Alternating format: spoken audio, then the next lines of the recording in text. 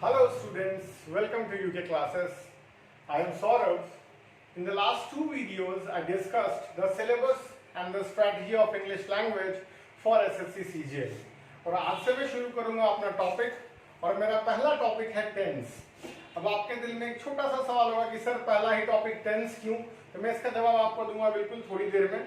लेकिन मैं सोचता हूँ कि पहले इंग्लिश लैंग्वेज पढ़ाना शुरू करने से पहले थोड़ा हम लोग कनेक्टिविटी बना लेते हैं। कुछ चीजें मैं आपको ब्रश अप कर देता हूँ, क्योंकि जैसे ही मैं आपको ब्रश अप करने के लिए नाम लूंगा, नाउन, संज्ञा, प्रोनाउन, सर्वनाम, तो आपको छोटी छोटी चीजें याद आना शुरू हो जाएंगी। तो मैं पहले पार्ट्स ऑफ स्पीच के बेसिक डेफिनेशंस बता देता हूँ और इन 5-10 मिनट में आप इंग्लिश पढ़ने के मूड और मोड दोनों में आ जाएंगे। उसके बाद हम शुरू करेंगे अपना टॉपिक टेंस। ठीक है, तो चलिए स्टार्ट करते हैं पार्ट्स ऑफ स्पीच से। ये वो चीज है जहां आप इजीली खुद को मुझसे कनेक्ट कर पाएंगे, क्योंकि ये सब चीजें आपको याद होंगी। पार्ट्स ऑफ स्पीच में पहला मेन वर्ड क्या आपको दिख रहा है? स्पीच। स्पीच का मतलब होता है वर्ड्स, है ना, और वर्ड की हिंदी शब्द, और पार्ट्स ऑफ स्पीच को हिंदी में कहते हैं शब्द भेद। ठीक है, इनके पार्ट्स क्या क्या होते हैं? तो वर्ड्स को उनके फंक्शन के हिसाब से अलग अलग 8 पार्ट्स में बांटा गया है। उन्हीं 8 पार्ट्स को आप जानते हैं। सबसे पहला नाम जो आपके सामने आता है वो है नाउन, और आपको अच्छी तरह पता है कि नाउन को हम संज्ञा के नाम से जानते हैं। और जैसे ही मैंने संज्ञा लिख दिया तो बचपन की आपकी डेफिनेशन उठ के सामने आ जाएगी कि किसी वस्तु, व्यक्ति या स्थान के नाम को हम संज्ञा कहते हैं। लेकिन शॉर्ट में अगर आप कहना चाहें तो आप यहां पे लिखेंगे कि ऑल द नेमिंग वर्ड्स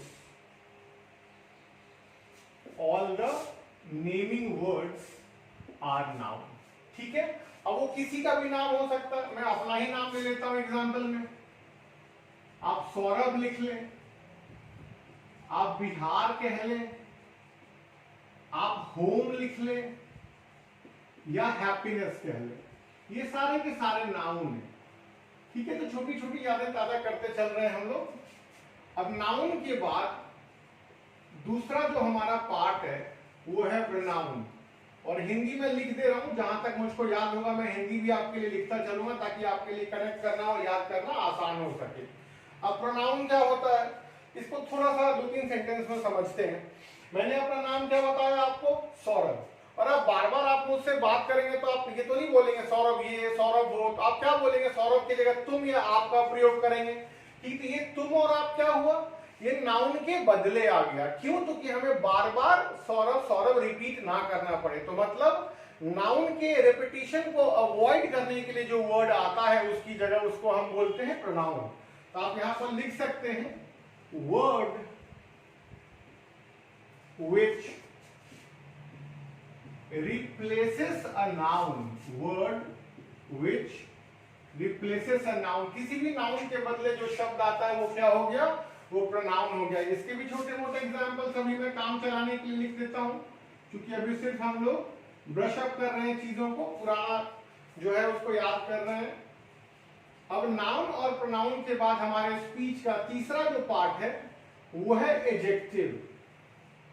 हाँ जी, आप सही सुन रहे हैं, एडजेक्टिव नहीं एडजेक्टिव। अब आप बोलेंगे सर आप एडजेक्टिव क्यों बोल रहे हैं? हम तो बचपन से एडजेक्टिव बोलते आए हैं। तो बचपन छोटी सी चीज ध्यान रखिएगा, लेटर ए और लेटर जे, इसके बीच में जब भी डी आएगा तो डी साइलेंट हो जाएगा। आप उसको प्रोनाउंस नहीं करेंगे।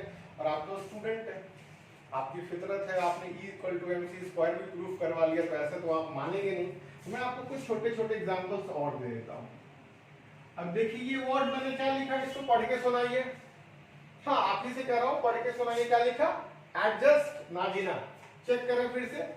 ए और जे, इसके बीच में जब भी डी आएगा तो डी साइलेंट होगा। ये वर्ड है एडजस्ट। आप मैथ्स पढ़ते हैं, मैथ्स के अंदर आप पढ़ते हैं एडजेसेंट एंगल। ये बोलना गलत है, क्योंकि ए और जे के बीच में जब भी डी आएगा तो डी साइलेंट माना जाएगा। कोर्ट में आपने सुना होगा कि द कोर्ट इज एडजर्न्ड, ऐसा नहीं होता, द कोर्ट इज अजर्न्ड। यहां भी क्या है? यहां भी ए और जे के बीच में डी है। तो बात आ गई समझ में। जो तीसरा हमारा पार्ट ऑफ स्पीच है वो एडजेक्टिव नहीं है, क्या है? एडजेक्टिव है। इसी तरह बोलने की कोशिश करें तो आप भी धीरे धीरे सीखेंगे। ठीक है, तो एडजेक्टिव्स क्या होते हैं? अब एडजेक्टिव को हम हिंदी में जानते हैं विशेषण के रूप में। अब विशेषण किसे कहते हैं भाई? जो शब्द विशेषता बतलाएगा उसी को विशेषण बोलेंगे, और इंग्लिश के डेफिनेशन में आप इसी को बोलते हैं क्वालिफाइंग या डिस्क्राइबिंग वर्ड्स। क्वालिफाइंग या डिस्क्राइबिंग वर्ड्स। अब ये किसको क्वालिफाई करता है, किसको डिस्क्राइब करता है? तो आपके सेंटेंस में कोई भी नाउन या प्रोनाउन, इन दोनों में से कुछ भी होगा तो उसको क्वालिफाई करेगा, डिस्क्राइब करेगा। कहने का मतलब क्या? या तो उसकी विशेषता बतलाएगा, कमियां बतलाएगा, उसका एज बताएगा, नंबर बताएगा, है ना। तो इन सब चीजों को हम क्या बोलते हैं? एडजेक्टिव बोलते हैं, जो नाउन या प्रोनाउन को डिस्क्राइब करे या क्वालिफाई करे। छोटे छोटे एग्जांपल्स में आप लिखना अगर चाहेंगे, जैसे आपने बोला वो बहुत स्मार्ट है ना, और एडजेक्टिव तब तक पूरा नहीं होगा आपके दिल में जब तक मैं ये वर्ड बोर्ड पर ना लिख दूं, ब्यूटीफुल। ठीक है, कोई नंबर हो गया, कोई एज हो गया, सारा का सारा क्या है? सारा का सारा एडजेक्टिव है। ठीक, अब जो चौथा हमारा पार्ट्स ऑफ स्पीच है वो है वर्ब। ठीक, वर्ब, वर्ब नहीं वर्ब, और इसको हिंदी में आप कहते हैं क्रिया। इसको हिंदी में कहते हैं क्रिया, और क्रिया का मतलब होता है काम। ठीक है, तो कोई भी एक्शन वर्ड या कोई वर्ड जिससे किसी एक्शन, किसी काम के होने का पता चले, या कभी कभी ये स्टेट भी बताता है। ठीक है, इस पे हम बाद में डिस्कशन करेंगे, क्योंकि जब मैं एक्शन कह रहा हूं तो ये मेन वर्ब की बात कर रहा हूं, और स्टेट या बीइंग बोलूंगा तो मैं हेल्पिंग वर्ब की बात कर रहा हूं। ठीक, तत्काल हम इसको बचपन में हिंदी में जो पढ़ते थे उनको याद होगा कि जिस वर्ड के लास्ट में ना लगा रहता था और काम बताता था, खाना, रोना, धोना, सोना, ये सब, है ना। ये क्या हो गया? ईट, स्लीप, ये सब एग्जांपल्स हो गए आपके मेन वर्ब के। और यहीं पर अगर आप लिख दें इज, एम, आर, ये एग्जांपल हो गया आपका हेल्पिंग वर्ब का। ठीक है, अब वर्ब से हम आगे बढ़ते हैं। अगला है हमारा एडवर्ब। अब कुछ कुछ डेफिनेशन शायद आपको याद करने की जरूरत पड़ेगी, क्योंकि यहां तक तो आपको ऑलमोस्ट याद ही होगा। मैं इसकी भी हिंदी लिखता हूं तो कुछ कुछ आपको याद और आएगा। एडवर्ब को हिंदी में कहते हैं क्रिया विशेषण, है ना। अब आपको यहां से भी मीनिंग क्लियर हो जाएगा। विशेषण कौन था? जो विशेषता बतलाता था। किसकी विशेषता बतला रहा? क्रिया की। क्रिया मतलब वर्ब। तो एक डेफिनेशन तो आपको इसके नाम से ही मिल गया कि वो वर्ड जो मॉडिफाई करे, किसको? तो सबसे पहले वर्ब को। किसको मॉडिफाई करेगा? वर्ब को। क्योंकि एक ही की बात कर रहे हैं तो मैं यहां मॉडिफाइज कर देता हूं, बाद में आप सवाल पूछेंगे उससे पहले मैं ठीक कर दूं। तो word which modifies a verb, साथ के साथ ये सेंटेंस में आए हुए, हाँ जी क्या लिखा मैंने? एडजेक्टिव। एडजेक्टिव को भी मॉडिफाई करता है, और अगर और कोई एडवर्ब हो सेंटेंस में तो उसको भी मॉडिफाई करेगा। ठीक है, अब मैं आपको ज्यादा डिटेल में तो अभी नहीं ले जाऊंगा, क्योंकि ये बहुत बड़ा टॉपिक है, आप आराम से चर्चा करेंगे। तो कुछ एग्जांपल्स के लिए आपको याद दिला दूं कि बचपन में हम लोग क्या करते थे कि जिन वर्ड्स के लास्ट में एलवाई लगा रहता था उसको हम एडवर्ब मान लेते थे। और भी वर्ड्स होते थे, लेकिन अभी याद दिलाने के लिए मैं दो एक एलवाई वाले वर्ड्स लिख देता हूं। स्लोली, केयरफुली, और कुछ बिना एलवाई वाले भी लिख देता हूं, वरना आपके मन में संशय हो जाएगा। जैसे वेल, फास्ट, ये सारे के सारे एडवर्ब्स हैं। ठीक है, अब जो हमारा अगला वर्ड है, जो अगला पार्ट है हमारा हमारे स्पीच का, वो है आपका प्रेपोजिशन। वो है आपका प्रेपोजिशन। अब प्रेपोजिशन क्या होता है बताइए? अब इसकी हिंदी अगर किसी को याद हो तो बोलिए, क्या काम है प्रेपोजिशन का? प्रेपोजिशन का काम होता है नाउन या प्रोनाउन के साथ ये आगे या पीछे आता है, और सेंटेंस में जो बाकी वर्ड्स है उनसे इनका रिलेशन बताता है। क्या बताता है? रिलेशन। रिलेशन की हिंदी संबंध। तो इसी को हम बोलते हैं संबंध सूचक कह लीजिए, या संबंध वाचक कह लीजिए। ठीक है, संबंध सूचक या संबंध वाचक। प्रेपोजिशन का क्या काम है कि नाउन या प्रोनाउन के पहले या बाद में आकर बाकी वर्ड से इनका रिलेशन बताना। ठीक, तो ये बेसिकली आप कह सकते हैं, मैं ब्रैकेट में यहां लिख दे रहा हूं, ये क्या हो गए? ये रिलेटिंग वर्ड्स हो गए। ये क्या हो गया, प्रीपोजिशन क्या हो गया आपका, रिलेटिंग वर्ड्स हो गया। इसके एग्जांपल की तो भरमार है आपके पास, जब तक मैं लिखूंगा तब तक तो आप बहुत सारे बोल भी देंगे, जैसे इन, टू, ऑन, बाय, ये सब क्या हो गया, ये सब के सब प्रीपोजिशंस हो गए। ठीक है, बात आ रही है समझ में? तो मैं चाहूंगा एक बार या तो आप स्क्रीनशॉट ले लें या इसको नोट डाउन कर ले फटाफट, ताकि जो दो बचे हुए हैं वो भी मैं आपको फटाफट लिख के बता सकूं। ठीक है, जरा जल्दी से आप स्क्रीनशॉट ले लीजिए, मैं साइड हो जा रहा हूं।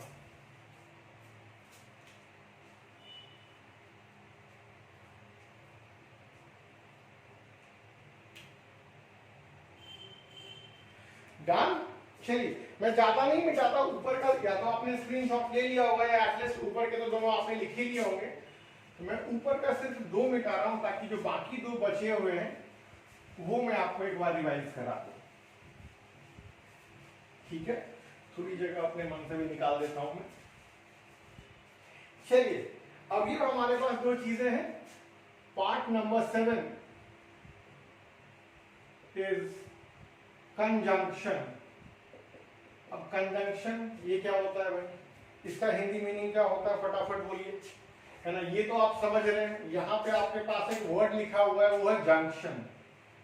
रेलवेज में ये वर्ड आपने बहुत सुना होगा, है ना? जहां आप जाते हैं तो कहीं लिखा मिलता है रेलवे स्टेशन, कहीं लिखा मिलता है रेलवे जंक्शन। तो जब दो अलग अलग रूट की ट्रेनें कहीं आकर मिलती हैं, उसको हम बोलते हैं जंक्शन। मतलब जोड़ने का काम जो होता है उसको हम बोलते हैं जंक्शन। तो याद रखिएगा, कंजंक्शन को हम हिंदी में कहते हैं संयोजक। ठीक है, कंजंक्शन को हम हिंदी में क्या कहते हैं, संयोजक, जो जोड़ता है। तो इसके छोटे से या शॉर्ट में डेफिनेशन के लिए मैं इसको लिख रहा हूं कनेक्टिंग वर्ड। कनेक्टिंग वर्ड, आप चाहें तो इसको ज्वाइनिंग वर्ड भी कह सकते हैं, जोड़ने का काम करता है। अब आप पूछेंगे सर किनको जोड़ने का काम करता है, तो 2 वर्ड्स, 2 फ्रेजेस, 2 क्लॉजेस और 2 सेंटेंसेस।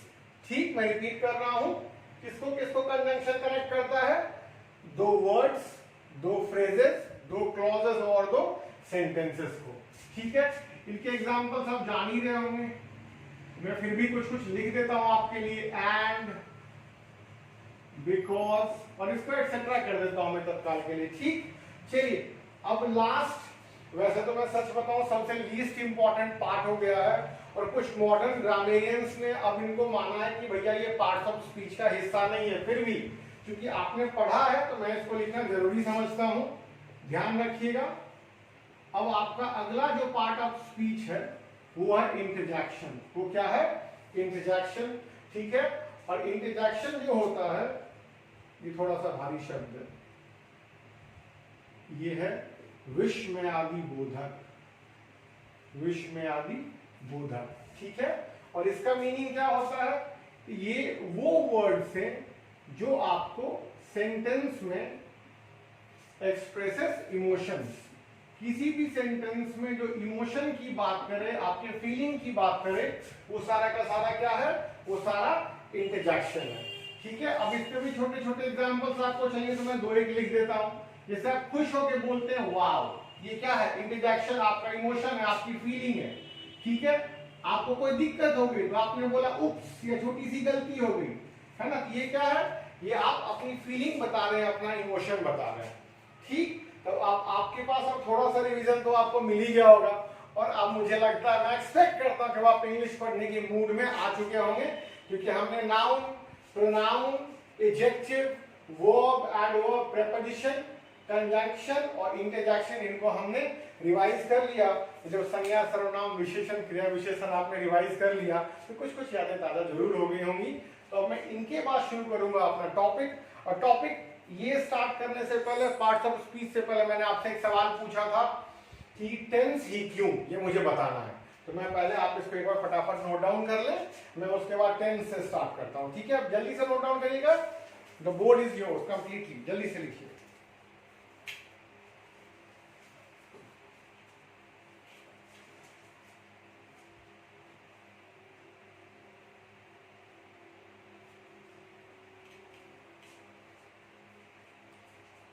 डन। चलिए, अब मैं पहले अपना प्रॉप तैयार कर लूं, अपनी जगह, अपना औजार तैयार कर लूं। टेंस। आपको याद होगा फर्स्ट वीडियो में मैंने आपको जब सिलेबस डिस्कस किया था वहां मैंने आपसे चर्चा की थी टीयर 2 की। एसएससी सीजीएल की टीयर 2 में इंग्लिश लैंग्वेज से टोटल 200 क्वेश्चंस होते हैं। एसएससी सीजीएल टीयर 2 में कितने क्वेश्चंस होते हैं इंग्लिश लैंग्वेज से? 200 क्वेश्चंस होते हैं। और 200 क्वेश्चंस का जो डिवीजन है उसमें मेजर डिवीजन आपका क्या होता है? सबसे पहले नरेशन, दूसरी चीज है आपके पास वॉइस। इन्हीं दोनों को मिलाकर आपको 45 टू 47 क्वेश्चंस पूछे जाते हैं। इन्हीं दोनों को मिलाकर 45 टू 47 क्वेश्चन पूछे जाते हैं। और अब अगर हम बात करें सबसे टफ टॉपिक जो आपका होता है स्पॉटिंग द एरर, सेंटेंस में एरर निकालना, तो वहां आपको एक चीज है, एक पार्ट है, चीज ना कहें, ठीक है, क्वेश्चन टैग। इसके भी 2-3 क्वेश्चन आपको मिलते हैं। और सेंटेंस इंप्रूवमेंट में भी ये पूछा जाता है।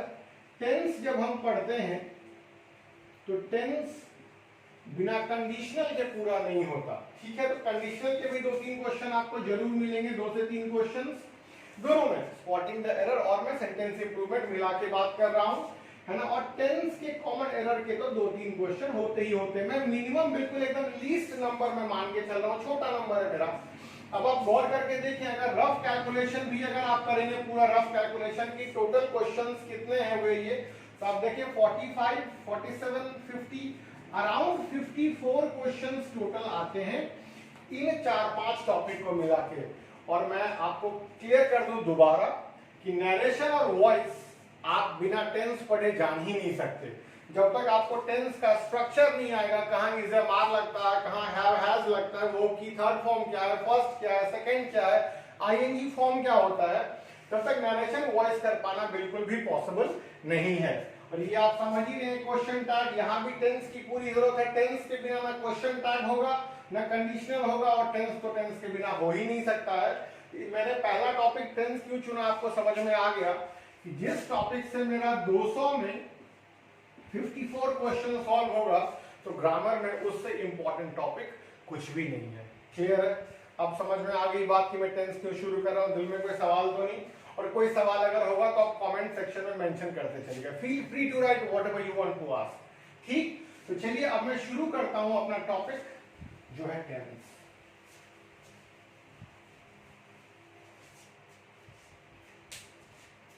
अब फिर देखिए, जैसे ही मैं टेंस लिखूंगा तो दिल में फिर से एक सवाल आ जाएगा कि भैया अब टेंस क्या होता है। तो मेरी तरफ से आपके लिए एक छोटा सा क्वेश्चन कि टेंस क्या होता है, जल्दी से बोलिए।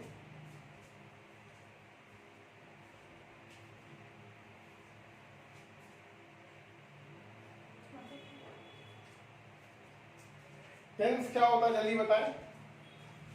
अब आपके दिमाग में एक बात आ रही होगी, मैं कोशिश करता हूं आपको पढ़ने की, है ना। आपके दिमाग में एक बात आ रही होगी, सर टेंस जो होता है वो टाइम होता है। टेंस जो होता है वो टाइम होता है। ये आपका कहना गलत नहीं है, लेकिन ये पूरी तरह सही भी नहीं है। आप टेंस को सिर्फ अगर टाइम से डिफाइन कर देंगे तो ग्रामेटिकली आप इनकरेक्ट हो जाएंगे। ध्यान रखिएगा, टेंस जो होता है वो होता है टाइम ऑफ एक्शन। टेंस जो होता है वो होता है आपका टाइम ऑफ एक्शन। और जब अभी मैं आपको पार्ट ऑफ स्पीच करवा रहा था तो आपको याद होगा ये वर्ड मैंने किसके लिए लिखा था? ये वर्ड मैंने लिखा था वर्ब के लिए। किसके लिए? वर्ब के लिए। तो मेरे कहने का मतलब क्या है कि टेंस को अब मैं डायरेक्टली डिफाइन करने जा रहा हूं वर्ब से, टाइम से नहीं। ठीक, अब मैं पहले आपको कुछ सेंटेंसेस में समझा दूं कि मैं ऐसा क्यों कह रहा हूं, उसके बाद हम आगे बढ़ेंगे। मैं छोटे छोटे सेंटेंसेस आपके लिए बिल्कुल लिखने जा रहा हूं, देखिएगा। तो मैंने लिखा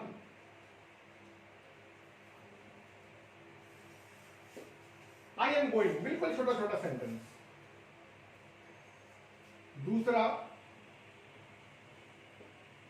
यू विल गो। तीसरा she has done the work. और एक और मैं सेंटेंस लिख देता हूं आपके लिए, he had played cricket. Cricket का नाम आना बिल्कुल जरूरी है, आईपीएल का सीजन चल रहा है। ठीक, तो मेरा फिर से आपसे एक सवाल है क्या बताइए कि इन 3-4 सेंटेंसेस में आपको कौन कौन से टेंस पता चल रहे हैं? क्या लग रहा है आपको?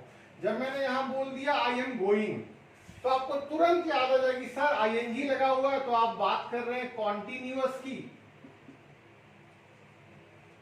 और एम इजार जहां होगा वहां हम समझ जाएंगे कि भैया ये तो प्रेजेंट है। ठीक, अब देखो विल और शैल जैसे ही आपके पास आता है तो दिमाग में क्या बात आती है? फ्यूचर। मतलब ये सेंटेंस कहां है? फ्यूचर टेंस में है। ठीक है, ये सिंपल फ्यूचर है, बात की बात है। अब देखो हैज लगा हो, हैव लगा हो, और साथ में आपके वर्ब की थर्ड फॉर्म हो, तो आप तुरंत समझ जाते हैं कि वर्ब की थर्ड फॉर्म है तो मोस्टली ये परफेक्ट टेंस होगा। और हैज हैव लगा हुआ है, इसका मतलब आप प्रेजेंट की बात कर रहे हैं। मतलब क्या हो गया? मतलब ये सेंटेंस हो गया प्रेजेंट परफेक्ट में। अब हैड, हैज हैव प्रेजेंट बताता है, हैड क्या बताता है? ये बताता है पास्ट। ठीक है, और फिर से वर्ब की थर्ड फॉर्म है, इसका मतलब ये भी परफेक्ट बता रहा है। तो आपको मुश्किल से कुछ सेकेंड्स लगे पता करने में कि ये चारों सेंटेंस किस किस टेंस में है, लेकिन आपने कैसे पता किया? टाइम से तो नहीं पता किया, आपने किससे पता किया? एक्शन से पता किया। एक्शन मतलब वर्ब से पता किया। एम क्या था? हेल्पिंग वर्ब, तो आपको पता चला ये प्रेजेंट है। गोइंग क्या है? मेन वर्ब, तो आपको पता चला ये कॉन्टिन्यूअस है। इसी तरह विल भी वर्ब है, यहां भी गो वर्ब है, हैज, हैड, डन, प्लेड, ये सब का सब क्या है? ये सब का सब आपका वर्ब है। तो बेसिकली बच्चों हम टेंस किससे समझते हैं? हम वर्ब से समझते हैं। इसलिए सिर्फ ये क्या देना कि टेंस टाइम है, ये आपका इनकम्प्लीट डेफिनेशन है। टेंस क्या है? Tense is time of action, और साथ में जब आप हेल्पिंग वर्ब की बात करेंगे तो यहां जोड़ लीजिएगा स्टेट। मैं इसका भी एग्जांपल आपके लिख देता हूं। मान लीजिए मैंने बोला कि ही इज फैट। अब देखो मोटा होना कोई एक्शन तो है नहीं, इसमें कोई काम होता तो आपको नहीं पता चल रहा, लेकिन वो मोटा है तो क्या पता चल रहा है? उसका एग्जिस्टेंस पता चल रहा है, उसका स्टेट पता चल रहा है, उसका बीइंग पता चल रहा है। लेकिन इज लगा हुआ है तो आप ये तो समझ रहे हो प्रेजेंट टेंस की बात चल रही है, इसलिए ये हेल्पिंग वर्ब क्या करता है? आपको स्टेट बताता है। तो मेरे कहने का मतलब क्या हो गया कि पूरे टेंस को अगर आपको समझना हो तो एक लाइन का डेफिनेशन क्या हो जाएगा? Time of action as well as state is tense. ठीक, बात क्लियर है? और जब मैंने वर्ब की चर्चा की तो मैं एक छोटी सी बात इसमें और जोड़ना चाहूंगा।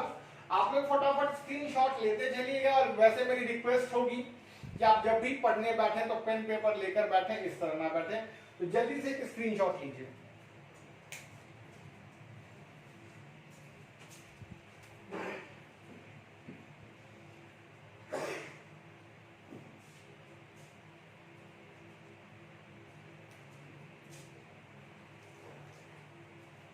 डन?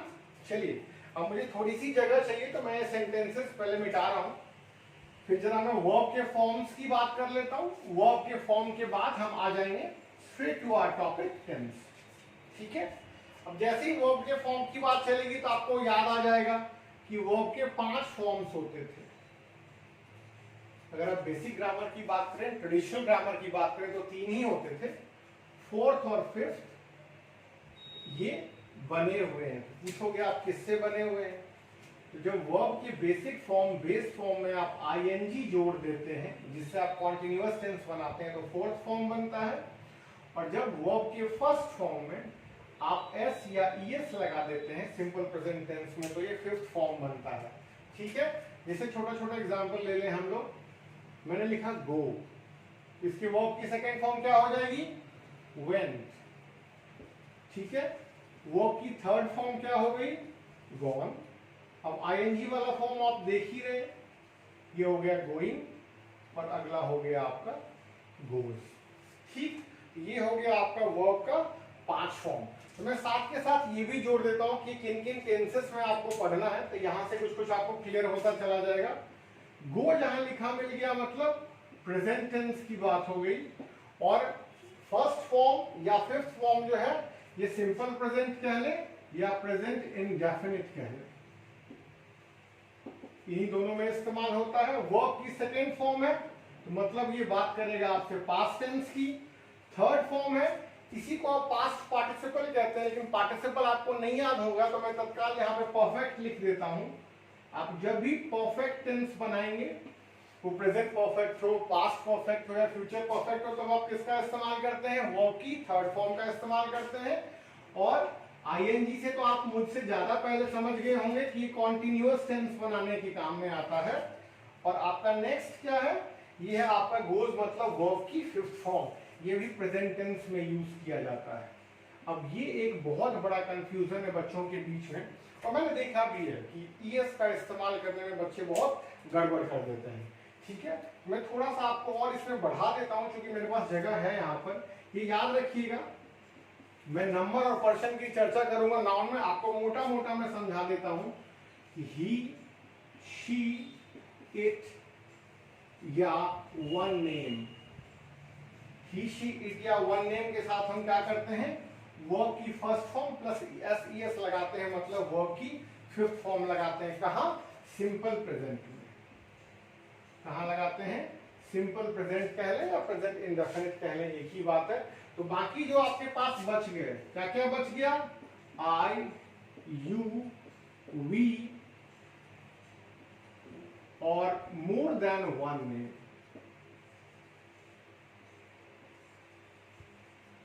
इनके साथ आप क्या लगाइएगा? इनके साथ आप लगाइएगा वर्ब की फर्स्ट फॉर्म।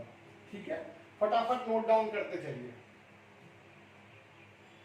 फटाफट नोट डाउन करते चलिए जल्दी से। और ये ध्यान रखिएगा, ये बहुत इंपॉर्टेंट है।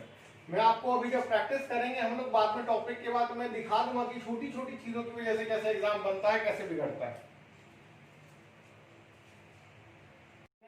ये लिख लिया होगा सारा? ठीक है, अब हम चलते हैं, टेंस को थोड़ा आगे बढ़ाते हैं और बिल्कुल आराम आराम से, कोई जल्दीबाजी में नहीं है और आप भी जल्दीबाजी में नहीं रहिएगा। बिल्कुल बेसिक से लेकर चलिए, हर छोटी छोटी चीज समझिए, उसके बाद हम आगे बढ़ेंगे। ये आपने क्या देखा कि टेंस क्या होता है? टेंस होता है टाइम ऑफ एक्शन, और बेसिकली मैंने आपको समझाने की कोशिश की कि टेंस को हम वर्ब से ही कनेक्ट करें तो बेहतर है। ठीक है, अब हम बात करते हैं काइंड्स ऑफ टेंसेस की। अब काइंड्स कितने होते हैं तो ये भी आप अच्छे से जानते हैं कि टेंस के तीन काइंड होते हैं। पहला प्रेजेंट टेंस, दूसरा आपका पास्ट टेंस और तीसरा फ्यूचर टेंस। और आप इनके बारे में भी अच्छे से जानते हैं कि अगर हम टेंस के इन तीन काइंड्स को आगे बांटना चाहें तो आगे भी ये जब बांटे जाते हैं तो इनके चार हिस्से हो जाते हैं। सबसे पहला होता है सिंपल, और ये जो अब मैं ये चारों हिस्से लिख रहा हूं इसको एस्पेक्ट भी कहा जाता है। तो ये तीनों के लिए है, मतलब अगर मैंने लिखा सिंपल तो ये सिंपल प्रेजेंट भी है, सिंपल पास्ट भी है और सिंपल फ्यूचर भी है। सिमिलरली दूसरा होता है आपका कॉन्टिन्यूअस, ये भी फिर तीनों के लिए present continuous, past continuous, future continuous. इसके बाद तीसरा होता है, ये होता है आपका परफेक्ट। ठीक है, और जो चौथा टेंस का पार्ट होता है वो इन दोनों को मिलकर हम बनाते हैं, कॉन्टिन्यूअस और परफेक्ट को हम मिलकर बनाते हैं, और वही हमारा कहलाता है परफेक्ट कॉन्टिन्यूअस। Perfect continuous. ठीक है, अब देखिए मैं क्या करने जा रहा हूं, मैं आपको क्या समझाने की कोशिश कर रहा हूं। मैं क्या करूंगा इसमें कि सबसे पहले आपके लिए मैं इन सब के स्ट्रक्चर्स आपको मैं समझा देता हूं, क्योंकि मैंने आपको स्टार्टिंग में ही बोला कि 45 to 47 क्वेश्चंस नरेशन और वॉइस से होते हैं, और वहां आपको स्ट्रक्चर आना बिल्कुल कंपलसरी है। ध्यान रखिएगा इन चारों का, इन तीनों के साथ। ठीक है, तो हम वन बाय वन स्टार्ट करेंगे। पहले मैं प्रेजेंट टेंस की बात करता हूं, और प्रेजेंट टेंस की जब हम सबसे पहले बात करेंगे तो सबसे पहले किसकी बात करेंगे? हम सिंपल प्रेजेंट की बात करेंगे। ठीक, तो मैं शुरू करता हूं सिंपल प्रेजेंट से। पहले हम स्ट्रक्चर की बात करेंगे, तो पहले स्ट्रक्चर हम देख लेते हैं। सबसे पहला हमारा टेंस हो गया सिंपल प्रेजेंट। अब एक छोटा सा क्वेश्चन आप लोगों के लिए, कैसे समझते हैं कि कोई सेंटेंस सिंपल प्रेजेंट टेंस में है? हम तो उसके लिए आपको स्ट्रक्चर जानना जरूरी है। इसका स्ट्रक्चर क्या होता है पहले मैं वो आपके लिए लिखता हूं। कोई भी सेंटेंस होगा, मैं सिंपल सेंटेंसेस की बात कर रहा हूं, कोई भी सेंटेंस होगा तो सबसे पहले उसमें क्या होगा, एक सब्जेक्ट होगा, ठीक है। और यहां सिंपल प्रेजेंट के लिए वर्ब की फर्स्ट फॉर्म होगी और फिफ्थ फॉर्म होगी, और आपको फिफ्थ फॉर्म बार बार याद रह सके इसलिए मैं यहां पर लिख देता हूं एस या ईएस, आपको याद रहना चाहिए। जब हम वर्ब की फर्स्ट फॉर्म में एस या ईएस लगा देते हैं तो वही हमारा फिफ्थ फॉर्म हो गया, और जो रिमेनिंग वर्ड्स बच गए, जो अदर वर्ड्स होंगे सेंटेंस में, उन सबको हम क्या करेंगे, उन सबको हम ऑब्जेक्ट से डिनोट करेंगे, ठीक है। ये हमारा हो गया पॉजिटिव सेंटेंस, ठीक। पॉजिटिव सेंटेंस एक्शन में अगर आप बोलेंगे तो इसी को आपको कहना चाहिए अफर्मेटिव सेंटेंस। अफर्मेटिव मैं शॉर्ट में लिख देता हूं, तो मैं सबका एक एक एग्जांपल करता चलूंगा और साथ के साथ आपको समझाता चलूंगा। अब मैंने एक छोटा सा सेंटेंस लिख दिया, जैसे I go to college, I go to college, ठीक। अब आप यही पे मत रुकिएगा, सिंपल प्रेजेंट का स्ट्रक्चर यहाँ खत्म नहीं होता, ये सिर्फ पॉजिटिव सेंटेंस के लिए था। अब आप इसका निगेटिव बनाने की कोशिश करेंगे, जब हम निगेटिव बनाएंगे तो उसका स्ट्रक्चर क्या होगा वो भी देखते चलिए। आपके पास सब्जेक्ट होगा, लेकिन यहाँ पे कोई हेल्पिंग वर्ब नहीं है अगर आप देखें तो, और बिना हेल्पिंग वर्ब के आप नॉट नहीं लगा सकते हैं। तो ये मैं साइड में लिख रहा हूं कि जब हेल्पिंग वर्ब आपके पास नहीं होगा, तो मैं सिंपल प्रेजेंट की बात कर रहा हूं, जब भी आपके पास हेल्पिंग वर्ब नहीं होगा तो आप डू या डज, आप डू या डज से नेगेटिव और इंटरोगेटिव सेंटेंस बनाएंगे। तो यहां क्या हो जाएगा, subject plus do plus not plus verb की फर्स्ट फॉर्म, और फिर से अदर वर्ड्स के लिए हम लिखेंगे ऑब्जेक्ट, ठीक है। तो इसी सेंटेंस को जरा बनाने की कोशिश करिए। अब देखिए सब्जेक्ट की जगह आप लिखेंगे आई, ठीक, उसके बाद आपको लिखना है डू, फिर नॉट, और वर्ब की first form as it is रह जाएगी। तो I do not go to college, I do not go to college. ये क्या हो गया, आपका निगेटिव सेंटेंस हो गया। ये ध्यान रखेंगे आप लोग, इसमें बच्चों को बहुत कंफ्यूजन होता है, ठीक। मैं इधर थोड़ा आपको क्लैरिफाई कर देता हूं, मैं क्लियरली लिख ही दूं कि कहां डू लगाना है, कहां डज लगाना है, ठीक है। तो जहां भी आई, वी, यू और एक नाम से ज्यादा की आप बात करेंगे, मोर देन वन नेम, वहां आप लगाएंगे डू, ठीक है।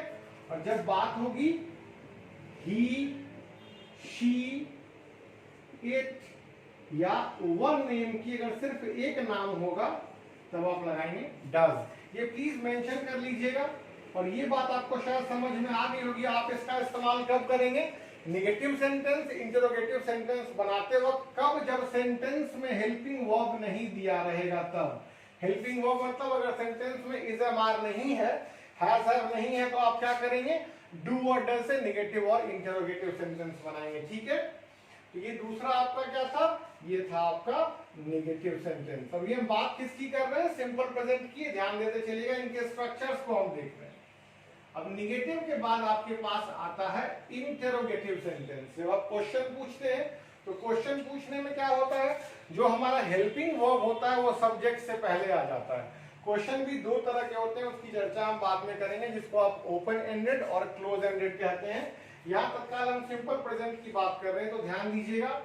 अब जो आपका डू है या डज है, अब जो आपका डू है या डज है, यहां पर मैं डज लगाना भूल गया हूं, तो आप मेंशन कर लीजिएगा। मैं भूल इसलिए गया क्योंकि मेरा सब्जेक्ट यहां आई था, ठीक। तब डू डज हो गया।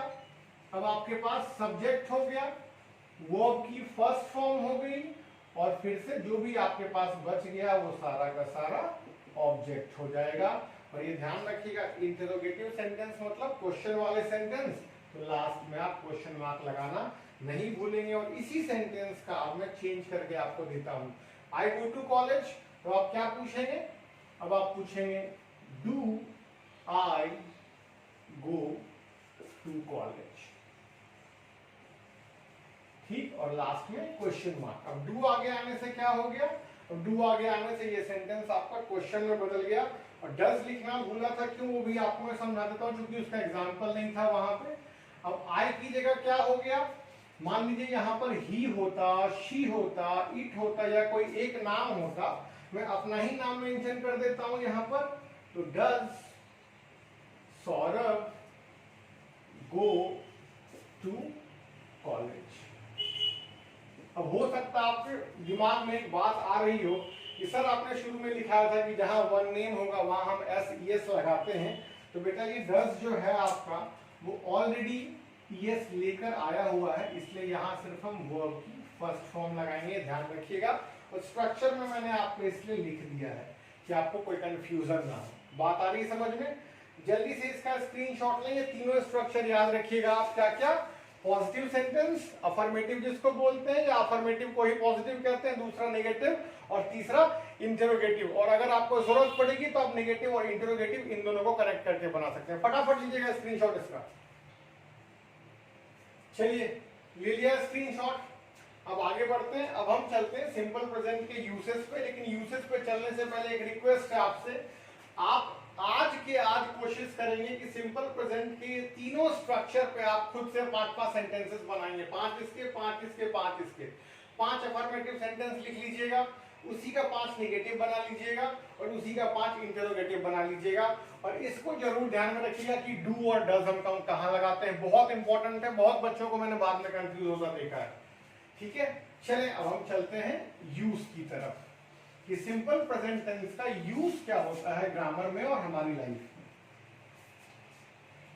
बस स्ट्रक्चर ध्यान में रखिएगा, बार बार जब मैं सेंटेंसेस लिखूंगा तो आपको चौंकना नहीं है, बस स्ट्रक्चर से कनेक्ट कर लेना है। ठीक, तो सबसे पहला जो इसका यूज है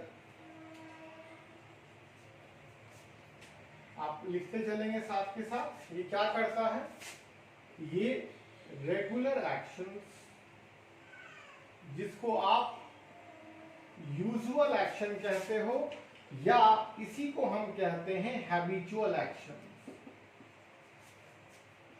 तो सबसे पहला यूज क्या हो गया कि simple present expresses regular actions, you can call it also as usual actions और हैबिचुअल एक्शंस को एक्सप्रेस करने में हमारी मदद करता है। अब मैं आपको बोलूंगा तो आपको वो स्कूल के जमाने याद आ जाएंगे, I go to school, I go to college. तो कुछ कुछ थोड़ा थोड़ा चेंज लाने की कोशिश करिए, कुछ दूसरे सेंटेंसेस भी बनाने की कोशिश करिए। मैं एक छोटा सा एग्जांपल आपके लिए रखता हूं, जैसे I take tea without sugar, I take tea without sugar. अब आप चेक करें, आपको क्या ध्यान देना, आप कैसे समझेंगे कि ये हमारा सिंपल प्रेजेंट टेंस है। तो आपको समझने के लिए जहां पे वर्ब की फर्स्ट फॉर्म होनी चाहिए। ठीक, इसी का मान लीजिए आपको नेगेटिव बनाना हो तो आप क्या बोलेंगे, आप I do not take tea without sugar, I do not take tea without sugar. इसी का आपको क्वेश्चन बनाना हो, आपको पूछना हो तो क्या करेंगे, do I take tea without sugar. ठीक, बार बार ये स्ट्रक्चर ध्यान रखिएगा, तीनों अफर्मेटिव, नेगेटिव और इंटरोगेटिव। इसी तरह छोटे छोटे कुछ और भी सेंटेंसेस बना लेते हैं। एक जो आप लोगों को बचपन से याद है मैं वो भी लिख ही देता हूं, she goes to college, she goes to college। और फिर आपको मैं याद दिला दूं कि he, she, it के साथ क्या करना है, आपको वर्ब की फिफ्थ फॉर्म लगानी है। कब लगानी है, जब हम बात करेंगे सिंपल प्रेजेंट की। जब हम बात करेंगे सिंपल प्रेजेंट की, बात आ रही है समझ में? इसमें आप अपने हैबिचुअल एक्शंस डाल सकते हैं। कोई सुबह जल्दी उठता है, कोई सुबह लेट से उठता है, तो wake up at 5 in the morning, I get up at 5 in the morning, आप ये भी बोल सकते हैं। कोई आपको रेगुलरली मदद करता है, वो आपके पेरेंट्स हो, आपके फ्रेंड्स हो, तो वो कह सकते हैं, आप कह सकते हैं कि ही ऑलवेज हेल्प्स मी। ये सब क्या हो गया, सारा का सारा सिंपल प्रेजेंट हो गया। तो फर्स्ट यूज क्या हो गया बच्चों, कि सिंपल प्रेजेंट का इस्तेमाल कहां होता है, रेगुलर एक्शन या कहें यूजुअल एक्शन या हैबिचुअल एक्शन बताने के लिए। और आप इसको बचपन से हैबिचुअल एक्शन के नाम से ही जानते हैं। और हैबिचुअल एक्शन किससे वर्ड बना है, हैबिट से बना है। हैबिट का मतलब क्या होता है, आदत, है ना। तो जो काम आप आदतन करते हैं उसी को एक्सप्रेस करने के लिए हमें किसकी जरूरत पड़ती है, सिंपल प्रेजेंट टेंस की जरूरत पड़ती है, जहां हम इस्तेमाल करते हैं या तो वर्ब के फर्स्ट फॉर्म का या वर्ब के फिफ्थ फॉर्म का। ठीक, चलिए फटाफट इसको आप लिखिए, इसका स्क्रीनशॉट ले लीजिए। कम है इसलिए आपको ज्यादा टाइम नहीं लगेगा ना ही लिखने में या स्क्रीनशॉट लेने में। मैं इसको मिटाकर दूसरे यूज की तरफ चलता हूं। ये आपका पहला यूज था। आप इसको अगर छोटे में याद करना चाहें तो आप अगर हैबिचुअल एक्शन भी कह देंगे तो भी आपका काम चल जाएगा, कोई दिक्कत वाली बात नहीं है। जो इसका सेकेंड यूज है वो आप इस्तेमाल करते हैं यूनिवर्सल फैक्ट बताने में। आप यूनिवर्सल फैक्ट की जगह यहाँ पे ट्रुथ भी लिख सकते हैं, बहुत किताबों में यूनिवर्सल ट्रुथ भी कहा गया है। तो जल्दी से बताइए कुछ एग्जांपल्स अगर आपको ध्यान आ रहे हो इसके, जल्दी से। दो के अलावा sunrises from the east and sunsets in the west, ये दोनों छोड़ के कुछ एग्जांपल अगर याद हो तो बता सकते हैं आप, बाकी मैं आपके लिए लिखता हूँ। ठीक है, एक छोटा सा एग्जांपल मैं आपको दे रहा हूँ। इसी सन और मून की कहानी को थोड़ा मैं फिजिक्स में लेके चलता हूँ, या आप ज्योग्राफी भी कह सकते हैं। The earth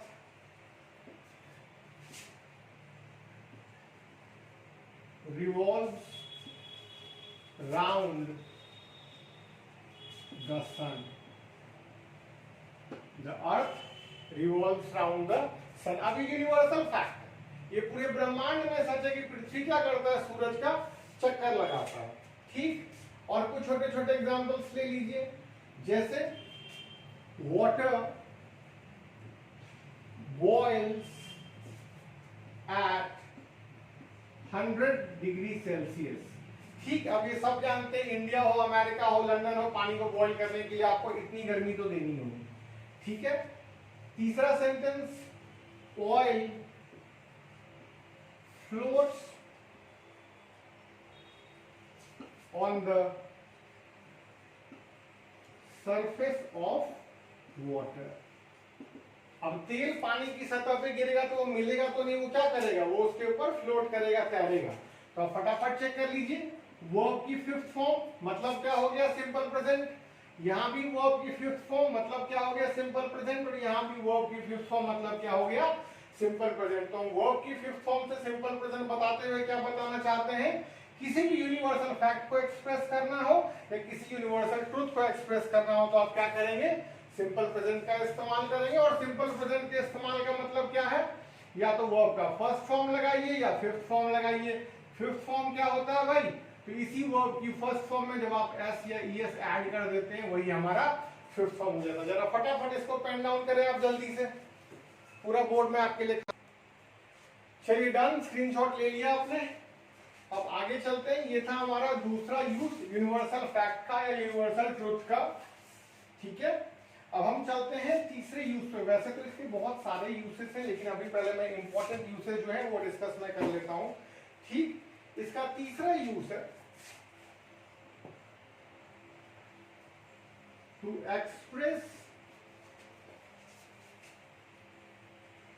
planned future actions. अब प्लान्ड फ्यूचर एक्शंस क्या होते हैं भाई, जो पहले से डिसाइड हो रखे हैं कि ये होना ही होना है। ठीक है, जैसे मान लीजिए अभी इलेक्शन का टाइम चल रहा है बिहार में, इलेक्शन का टाइम चल रहा है तो जो अभी current chief minister Nitish Kumar है, कभी यहाँ आएंगे कभी वहां जाएंगे अपने इलेक्शन कैंपेन में, रैली में।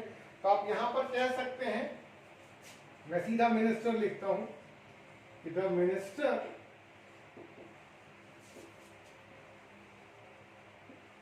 comes here tomorrow. The minister comes here tomorrow. अब देखिए ये बात किस चीज की है, tomorrow मतलब क्या हो गया, मैं कल की बात कर रहा हूँ, फ्यूचर की बात कर रहा हूँ। लेकिन वर्ब का कौन सा फॉर्म में इस्तेमाल कर रहा हूँ, वर्ब का मैं फिफ्थ फॉर्म इस्तेमाल कर रहा हूँ। फिफ्थ फॉर्म से हम क्या पता करते हैं, फिफ्थ फॉर्म से हम पता करते हैं सिंपल प्रेजेंट टेंस। मतलब सिंपल प्रेजेंट से हम क्या बताने की कोशिश कर रहे हैं, हम फ्यूचर एक्शन बताने की कोशिश कर रहे हैं जो ऑलरेडी हमारा प्लान्ड है। ठीक है, अब जैसे अभी कोरोना के टाइम में क्या है कि हर मतलब छोटे बच्चे तो नहीं लेकिन हाँ बड़े बच्चे इंतजार कर रहे हैं अपने कॉलेज खुलने का। तो दूसरा एग्जांपल अगर हम ले तो हम ये कह सकते हैं कि the college reopens from 15th October. The college reopens from 15th October, मतलब 15 अक्टूबर से कॉलेजेस खुल जाएंगे। तो हम बात किसकी कर रहे हैं? फ्यूचर टेंस की। लेकिन वर्ब हमने कौन सा इस्तेमाल किया? वर्ब हमने इस्तेमाल किया फिफ्थ फॉर्म, और फिफ्थ फॉर्म का मतलब क्या हो गया? Simple present. तो सिंपल प्रेजेंट की मदद से आप क्या करते हैं? आप प्लान फ्यूचर एक्शन बताते हैं। ठीक है, जैसे एक छोटा सा एग्जांपल और ले लेता हूं। अब जब कॉलेज खुलने की बात हुई, तो जो लोग अपने अपने स्टेट होम टाउन चले गए होंगे तो वो वापस जाएंगे भी। कोई फ्लाइट से जाएगा, कोई ट्रेन से जाएगा। तो मैं सीधा ही लिख देता हूं, the plane takes off tomorrow at 10 PM। ठीक, मतलब प्लेन कल सुबह टेक ऑफ करेगा, है ना। लेकिन इसके लिए भी हमने क्या किया? यहां पर भी हमने वर्ब की फिफ्थ फॉर्म लगा दी। मतलब सिंपल प्रेजेंट से हमने क्या एक्सप्लेन कर दिया आपको? Plan future action. कोई भी प्लान फ्यूचर एक्शन है जो नियर फ्यूचर में होने वाला है, जिसकी फ्यूचरिटी क्लियर है कि हाँ जी ये इस दिन या इस दिनांक होने वाला है, वहां आप क्या करेंगे? वहां आप सिंपल प्रेजेंट का यूज करेंगे। ठीक, जल्दी से इसको भी लिखिए, स्क्रीनशॉट लीजिए फटाफट जल्दी से इसका, उसके बाद अगले यूज पे चलेंगे। चलिए डन, ले लिया स्क्रीनशॉट। अब आगे बढ़ते हैं, ये आपका तीसरा यूज था। अब हम चलते हैं चौथे पे। 5 यूज कम से कम हम इसके देखेंगे आज। चलिए, इसका चौथा यूज है, अभी आईपीएल का सीजन चल रहा है तो आप लोगों के लिए बहुत आसान हो जाएगा इस यूज को कनेक्ट करना। रेडियो या टीवी कमेंट्री, रेडियो या टीवी कमेंट्री में इसका बहुत अच्छा यूज होता है। ठीक, जैसे सीएसके का मैच था, अभी तो वॉटसन और फैफ ने जिता दिया। उससे पिछले वाले मैच में धोनी निकल निकल के छक्के मार रहा था। तो आप कह सकते हैं यहां पर Dhoni moves a bit and the ball clears the ground। ठीक, अब मैंने थोड़ा सा कंपाउंड सेंटेंस कर दिया जोड़ के, तब थोड़ा सा इसको देखिएगा। ये क्या हो गया? वर्ब की फिफ्थ फॉर्म। ठीक, मतलब सिंपल प्रेजेंट टेंस, और यहां भी वर्ब की फिफ्थ फॉर्म मतलब सिंपल प्रेजेंट टेंस। ठीक, धोनी की बात आई तो करंट कैप्टन जरा विराट की भी बात कर लें। तो Virat throws the ball, Virat throws the ball. अब ये क्या हो गया? अब ये भी आपका वर्ब की फिफ्थ फॉर्म हो गई, और वर्ब की फिफ्थ फॉर्म का मतलब क्या हो गया? Simple present tense. मतलब रेडियो और टीवी कमेंट्री के लिए हम लोग क्या करते हैं? हम लोग सिंपल प्रेजेंट का इस्तेमाल करते हैं। छोटी छोटी चीजें बिल्कुल ध्यान रखिएगा। ठीक, एक और एग्जांपल ले लीजिए। एक यंग लड़के का नाम मुझे याद आ गया, और आजकल वो थोड़ा सा मोटिवेशन में भी चल रहा है। मैं तेवतिया की बात कर रहा हूं। तेवतिया hits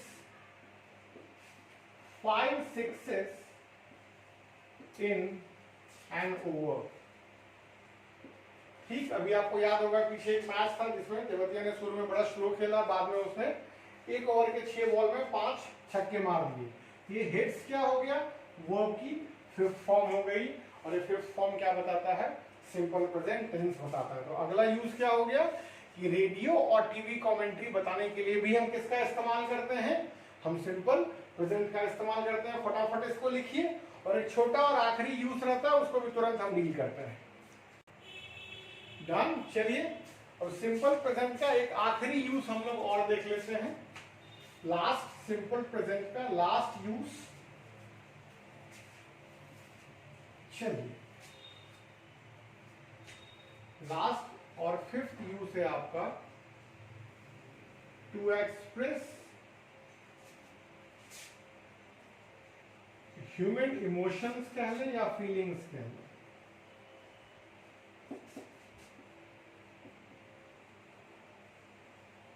ठीक, अब ह्यूमन इमोशंस और फीलिंग्स से मेरा मतलब क्या है, मैं आपको फटाफट समझा दूं जरा।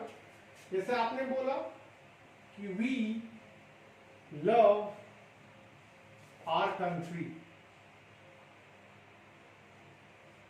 ठीक, तो यहां पे लव क्या है, वर्ब की फर्स्ट फॉर्म, और वर्ब की फर्स्ट फॉर्म क्या बताता है, सिंपल प्रेजेंट को बताता है। और ये क्या है, ये हमारे इमोशन से, हमारे फीलिंग से, हमारी कंट्री के लिए। अगला सेंटेंस देखिएगा, आपने बोला कि I understand your problem, I understand your problem. ठीक है, ये भी क्या है, आप किसी की समस्या समझ रहे हैं, किसी की प्रॉब्लम को समझ रहे हैं, किसी की परेशानी को समझ रहे हैं, ये क्या है, ये भी आपका फीलिंग है, आपका इमोशन है। ये अंडरस्टैंड क्या है, वर्ब की फर्स्ट फॉर्म है, और फिर से फर्स्ट फॉर्म क्या बताता है, सिंपल प्रेजेंट बताता है। और एक छोटा सा सेंटेंस है, फटाफट आपके लिए और जोड़ दूं। ठीक, लास्ट सेंटेंस आज के लिए, I feel that I should not wax। ये V वाला वैक्स है, W वाला नहीं, और इस वैक्स का मतलब होता है इरिटेट करना, अनॉय करना। ठीक, तो मुझे क्या लगता है, I feel I should not wax मतलब मुझे ऐसा लगता है कि मुझे और इरिटेट नहीं करना चाहिए। नॉर्मल सेंटेंस है, ये फील क्या हो गया, वर्ब की फर्स्ट फॉर्म हो गई, फील क्या हो गया, वर्ब की फर्स्ट फॉर्म हो गई। और ये क्या एक्सप्रेस कर रहा है, सिंपल प्रेजेंट का एक यूज बता रहा है, जिसके तहत हम क्या करते हैं, ह्यूमन इमोशंस और ह्यूमन फीलिंग्स को बताते हैं। ठीक, तो बच्चों आज की क्लास के लिए इतना ही। टेंस पार्ट 1 में आपने देखा कि टेंस क्या है, वर्ब के फॉर्म्स क्या होते हैं, ठीक है, और सिंपल प्रेजेंट टेंस के मैंने आपको स्ट्रक्चर समझा दिए और 5 यूसेज बता दिए। आपके लिए एक छोटा सा काम में छोड़ के जा रहा हूं, इन सारे 5 यूसेस के 3-3, 4-4 सेंटेंस आप अपने मन से बनाएंगे। और मैंने आपको पहले ही बोल दिया था, अफर्मेटिव, नेगेटिव और इंटरोगेटिव सेंटेंस के भी 3-3, 4-4 सेंटेंस आप प्रैक्टिस करके रखेंगे। ठीक, आज के लिए इतना ही। Thank you so much.